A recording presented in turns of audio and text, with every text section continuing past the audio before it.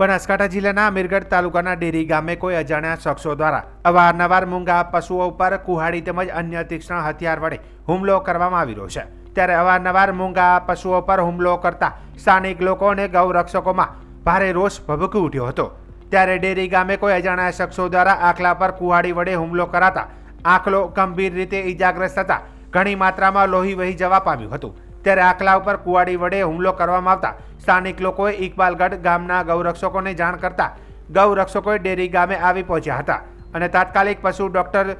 જોશીને જાણ કરી ઘાયલ થયેલા આખલાની સારવાર કરવામાં આવી હતી। ત્યારે આખલા ઉપર કુહાડી વડે હુમલો કરાતા ગૌરક્ષકોમાં રોષ ભભૂકી ઉઠ્યો હતો અને આવા અસામાજિક તત્વો જે મૂંગા પશુઓ પર અવારનવાર કુહાડી અને તીક્ષ્ણ હથિયાર વડે હુમલો કરવામાં આવી રહ્યો છે, ત્યારે આવા અસામાજિક તત્વો સામે પોલીસ દ્વારા જો કડકમાં કડક કાર્યવાહી કરવામાં આવે અને કાયદાનો પાઠ ભણાવવામાં આવે તો અન્ય શખ્સોમાં ભયનો માહોલ છવાય અને મૂંગા પશુઓ પર હુમલા કરતા અટકે તેવો ગૌરક્ષકોએ આક્રોશ ઠાલવ્યો હતો।